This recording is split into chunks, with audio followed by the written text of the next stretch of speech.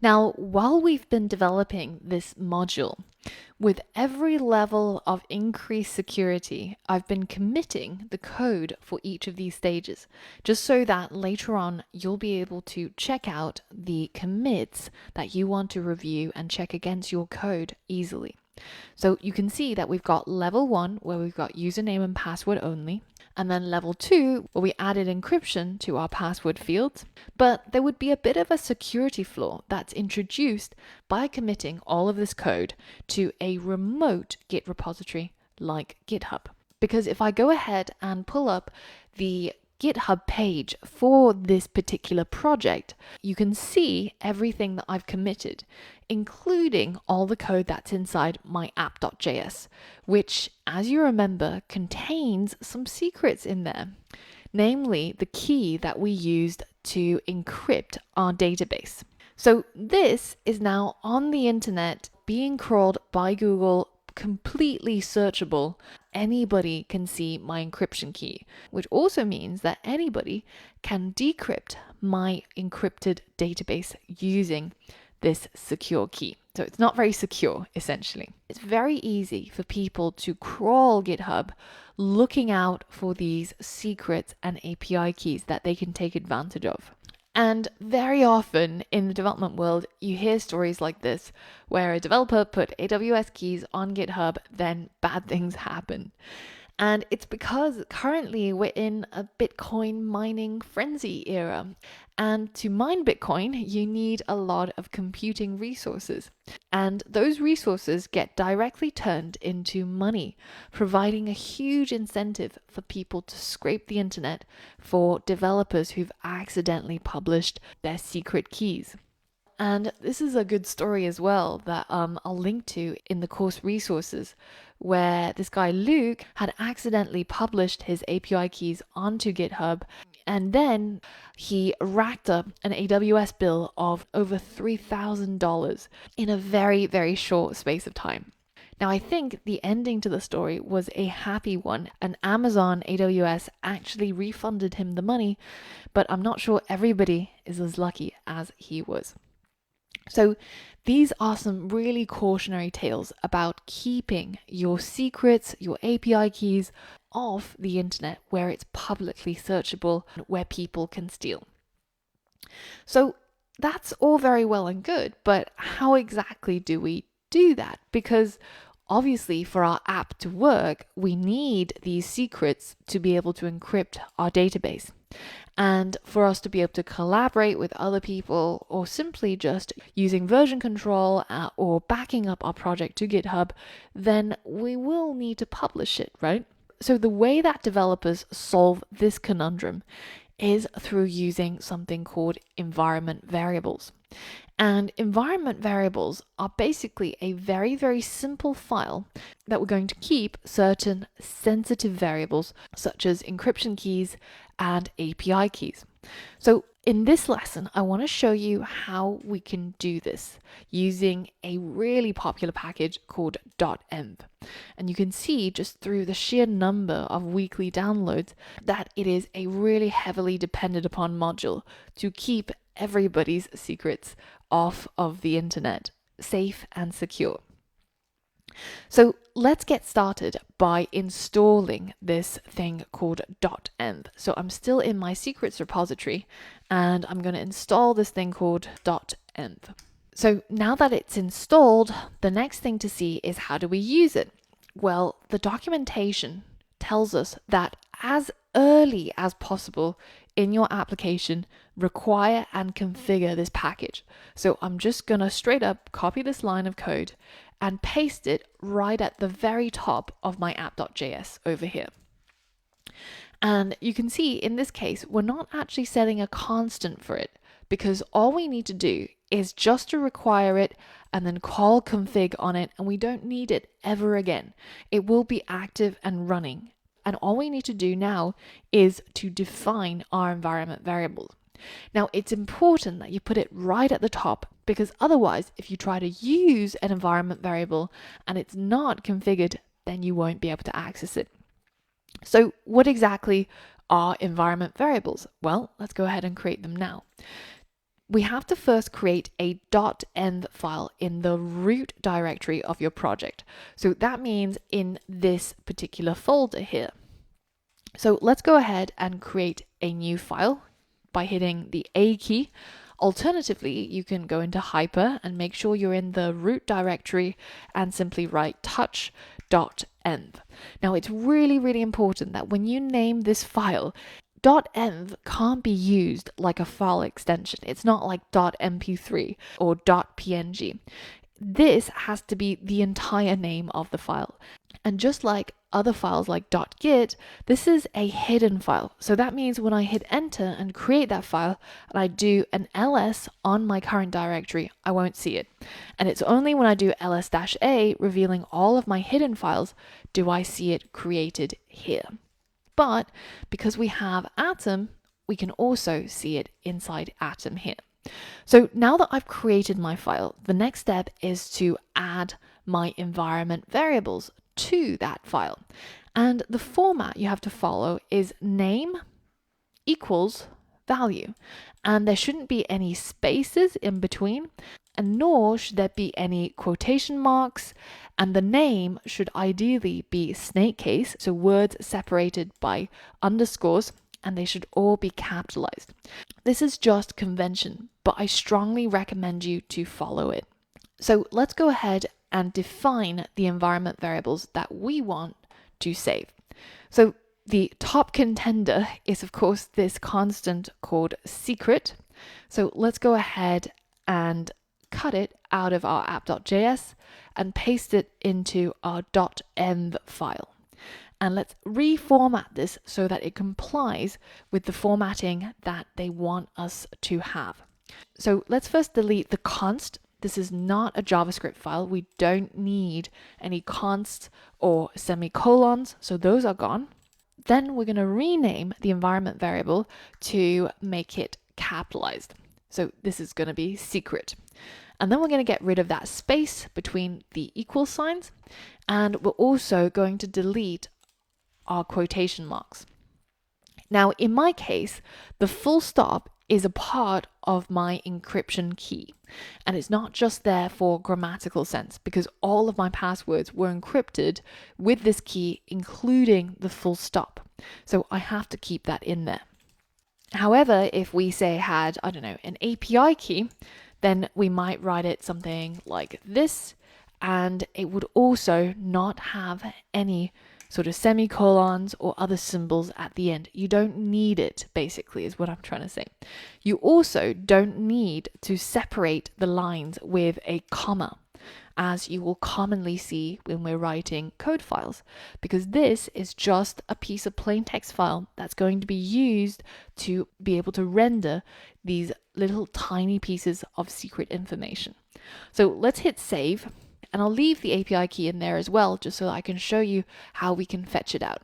So let's say that we're running our app.js and we've already required our .env package and we've configured it to be able to access our environment variables. Then anywhere after this line, we should be able to tap in to those variables by referring to them. So let's go ahead and log, say, our API key, right? And to do that, what we need to write is process.env. Then comes the name of that key, which is going to be API key. So now if I hit save and I run my app.js, then you can see printed over here is the content of my API key right here. So now that we've seen how we can get access to our environment variables, let's go ahead and fix our code, because as you can see at the moment it's breaking, and it's because we no longer have that secret specified inside our app.js. So right here we deleted our secret and we moved it into our environment file. So try and pause the video and change the line of code over here so that our app continues to work as it used to. But now it grabs the secret from our environment variable. All right, so all we have to do is exactly the same as what we did up here. Instead of trying to tap into a variable called secret inside our app.js, which now no longer exists, we're going to replace it with process.env dot the name of our secret, which is just the word secret in all caps. And now if we hit save and NodeMon should rerun our server, you can see we no longer have any errors and our server has started on port 3000. So we can just go ahead and just confirm that everything still works the same by trying to log into our user with the password QWERTY. So everything is working just fine. Now, some of you guys might have spotted the next problem that's coming along. If I go ahead and simply just commit my project with all of the changes as it is to GitHub, I will also commit my environment file, which defeats the whole purpose of creating environment variables, configuring it, and changing our code to keep all of those secrets secret, right? So what can we do? Well, if you remember previously, in the Git and GitHub module, we covered something called gitignore. So that's another hidden file that we add to our project that tells Git which files and which folders it should ignore when it's uploading the files to a remote like GitHub. And if you search for GitHub gitignore, then you'll see that they've created this very helpful collection of template files for different types of projects. So if we go ahead and search for our node gitignore, then you can see that this is a template file that you can create as your gitignore, and it will set up Git to ignore most of the files that you don't want to commit. So let's take a look at what that includes. So one of the most common things that we don't commit when we're creating node projects are the node modules, because you can see it's a massive list of node modules and it's a whole bunch of code and a whole bunch of dependencies. So it massively bloats up our project when we're moving it online and offline. And as long as we've got access to the package.json, then anybody who git clones our project or downloads it will be able to simply run npm install, and it will automatically pull down all of those dependencies inside the node modules. So it's common practice to ignore the node module folder in our node projects. The other thing that is inside this template of gitignore is, of course, the .env file. And this is the .env environment variable files. So you can see this is very, very common, and it's very, very essential that you add this to your .gitignore file so that our secrets do not get revealed to the public on the internet. So let's give that a go. Let's go into Hyper. Let's stop our server, and making sure that we're still inside our project root folder, we're going to create our gitignore file, and that's simply .gitignore. We hit enter, and now we should have a gitignore file.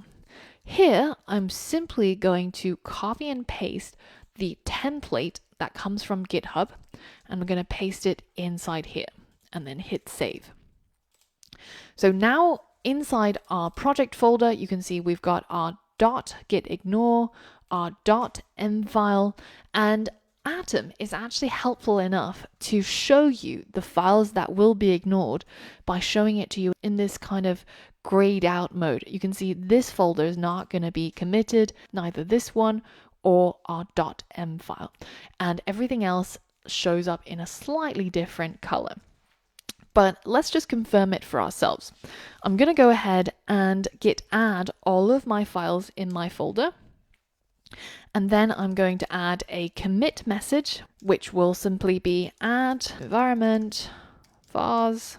And now I'm going to git push to my origin master, which will now push all of the things that I've committed locally to GitHub. Now, if any of this is confusing at all, be sure that you've definitely completed the GitHub and Git module and that you're comfortable with it, because I go into a lot more detail on this in that module. So let's hit enter. And now if we go into our project folder and we refresh our project, then you can see our .m file is not visible in our list of files. And when we go into our app.js, it simply refers to our process.env.secret, and there's no way for anybody online to be able to see what our API key is or what our secret is unless they had access, which keeps us and our encryption safe.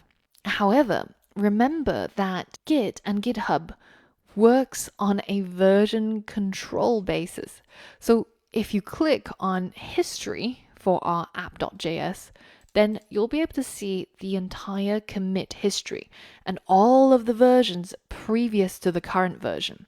And if we click on the level 2 encryption one, you can see that one of the differences here is that we used to have our secret inside our app.js in plain text, not inside our environment variables.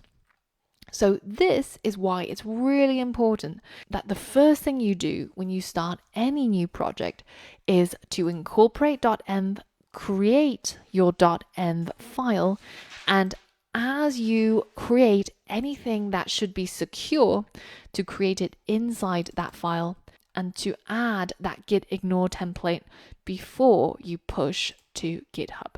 Now, when we're ready to deploy our app to Heroku, they actually have a specific way of handling these config vars, because obviously for your app to be able to run, it needs access to those secrets. And there's a special pane that you'll be able to see on your dashboard where you can set those config vars, especially inside Heroku, and they'll keep those safe and off the internet. So keeping your API keys and your encryption keys secure. So it follows exactly the same format as what we've seen in the .env, and you access it in the same way by using process.env. Now, in the next lesson, we're going to get back to authentication, and we're going to level up the security for our users by switching from encryption to hashing. So for all of that and more, I'll see you on the next lesson.